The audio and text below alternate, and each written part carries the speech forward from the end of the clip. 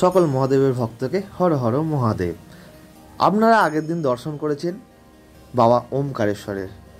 ওমকারেশ্বর দর্শন করে বেরিয়েই আপনারা যে মুখে থাকবেন, মানে আপনি থাকবেন নর্মদা যে নদী তার দিকে তাকিয়ে বা মমলেশ্বর মন্দিরের দিকে তাকিয়ে, সেখান থেকে আপনারা বাঁ দিকের যে রাস্তা সেই রাস্তাটা কিন্তু নিয়ে নেন, মানে যে রাস্তা দিয়ে আমি যাচ্ছি, তাহলে কিন্তু আপনারা পেয়ে যাবেন ঝোলাপুল।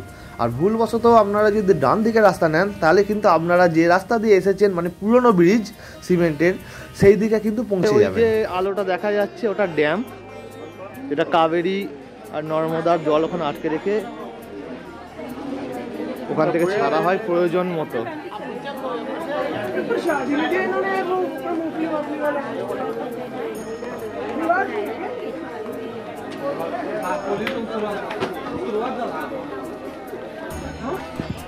এই ওমকারেশ্বরের একটা পরিক্রমা হয়, যেটা 7 কিলোমিটার রাস্তা, যেটা এই নর্মদা এবং কাবেরী যেখানে সঙ্গমে মিলছে তার পাশ থেকে শুরু হয়ে এই গোটা ওমকারেশ্বর, এই যে জায়গাটা আপনারা দেখছেন, এইটাকে পরিক্রমা করা হয়।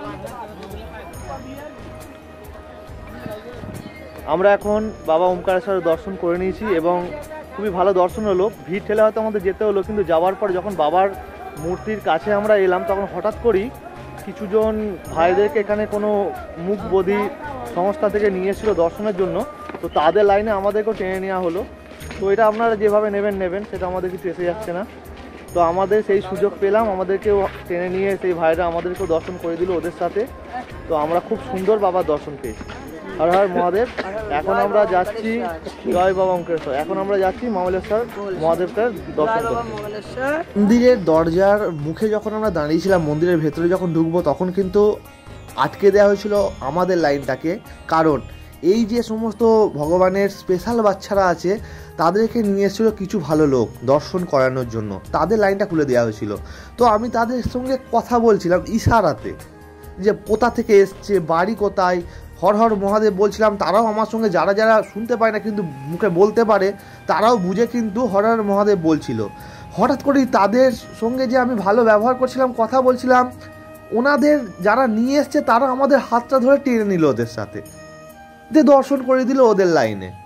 পান্ডারাও কোনো কথা বললো না, মানে পুরোহিত যারা আছে তারাও কিছু বললো না, বললো আমরা প্রথমে যেতে চাইছিলাম না, কিন্তু ওই পুরোহিত যে আছে সে আর কি হিন্দিতে আর কি বললো যে তাড়াতাড়ি যখন ডাকছে এই লাইনেতে আপনারা আসুন, নাহলে আমাদের দর্শনটা অত ভালো করে সেদিনে হতো না। হয়তো ভিডিওগ্রাফি আমরা করতে পারিনি, কিন্তু দর্শনটা ওরা আমাদেরকে কিন্তু খুব ভালোভাবেই করিয়ে দিয়েছিল। বাবা ওদেরকে সুস্থ রাখুক, ভালো রাখুক। আর ঝোলা ফুলটা টপকি আপনি যাবেন আপনার ডান দিকের যে রাস্তাটা বেরিয়ে আসছে সেই রাস্তার দিকে, যার দু সাইডে পাবেন কিন্তু পূজার অনেক সামগ্রীর দোকান। এবং যারা আপনারা বাড়িতে নর্মদেশ্বরকে প্রতিষ্ঠা করতে চান, এখানেও কিন্তু আপনারা রেডিমেড নর্মদেশ্বর পেয়ে যাবেন সব দোকানে। শুধু নর্মদেশ্বর নয়, নন্দী মহারাজকেও কিন্তু এখান থেকে আপনারা চাইলে বাড়িতে নিয়ে আসতেই পারেন। আপনারা এখন দর্শন করছেন অমলেশ্বর বা অমরেশ্বর মন্দির। একটু অন্যরকম নাম বললাম, মমলেশ্বর মন্দিরেরই আর এক নাম অমলেশ্বর বা অমরেশ্বর মন্দির। মন্দিরটি নর্মদা নদীর দক্ষিণ তীরে অবস্থিত গোমুখ ঘাটের কাছে মূল ভূখণ্ডের উপর। এটি ব্যাপকভাবে বিশ্বাস করা হয় যে মমলেশ্বর মন্দিরের অমরেশ্বরকে প্রণাম না করে ওমকারেশ্বরের তীর্থযাত্রা সম্পন্ন হয় না, কারণ বিশ্বাস করা হয় যে এটি চতুর্থ জ্যোতির্লিঙ্গের অর্ধেক, বাকি অর্ধেকটা ওমকারেশ্বর মন্দিরে রয়েছে। লোককাহিনী অনুসারে মমলেশ্বর হলো মহাভারত যুগ থেকে নির্বাসনের সময় পাণ্ডবদের দ্বারা নির্মিত শিবলিঙ্গ। অপর একটি জনপ্রিয় ওমকারেশ্বরের উপাখ্যানও কিন্তু আছে, যে মমলেশ্বর জ্যোতির্লিঙ্গের অস্তিত্ব বৈদিক যুগে ফিরে যায়, যখন শিব বৃন্দের দেবতার তপস্যায় খুশি হয়ে নিজেকে জ্যোতির্লিঙ্গ হিসাবে প্রকাশ করেছিলেন। তাকে দর্শন করতে আসা ঋষি এবং ভক্তদের বিপুল ভিড়ের কারণে ভগবান শিব নর্মদা নদীর দুপাশে নিজেকে দুই ভাগে বিভক্ত করেন। মান্ধাত্তা দ্বীপের একটি জ্যোতির্লিঙ্গ ওমকারেশ্বর নামে পরিচিত লাভ করলেও অপর ওমকারেশ্বর শহরের মূল ভূখণ্ডে যথাক্রমে মমলেশ্বর নামেও পরিচিত লাভ করে। এই কারণেই অমরেশ্বর জ্যোতির্লিঙ্গ পার্থিব লিঙ্গ নামেও কিন্তু পরিচিত।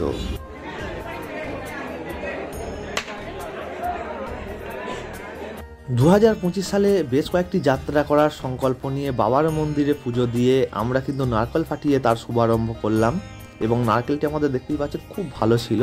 আমি মন থেকে তো খুব খুশি হয়েছি।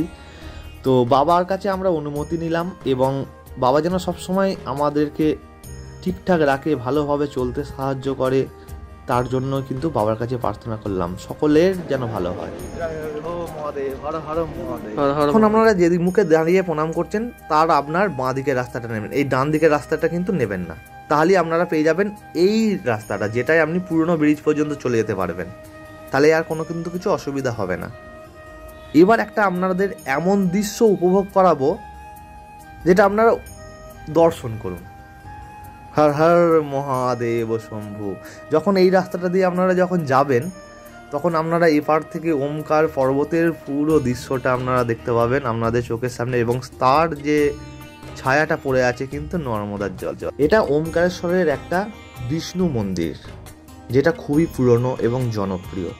আপনাদের ওই রাস্তাটা নিয়ে আসবে কিন্তু বিষ্ণু মন্দির পর্যন্তই। আপনারা দর্শন করুন এবং মন্দিরের বাইরে বেরিয়ে আসুন। মন্দিরের বাইরে বেরিয়ে এলেই কিন্তু আপনারা এই জায়গায় পৌঁছে যাবেন, মানে যেইখানে আপনারা প্রথম ওমকারেশ্বর বাস স্ট্যান্ড থেকে অটোয় করে এসে নেমেছিলেন, মানে পুরনো ব্রিজের যে যাওয়ার রাস্তাটা, এখানে করিডরটা, সেইখানে আপনারা নেমে যাবেন। তো এর আশেপাশেই আপনাদের হোটেল থাকবে, আমাদের হোটেল তো ওই পাশেই আছে দেখা যাচ্ছে। সকলে খাওয়া দাওয়া করে রেস্ট নিয়ে নিন, কারণ কালকে খুব ভোরে বেরোতে হবে পরিক্রমায়। সকলে ভালো থাকবেন, সুস্থ থাকবেন। দেখা হবে অন্য কোনো মন্দিরে, অন্য কোনো ভিডিওয়। হর হর মহাদেব।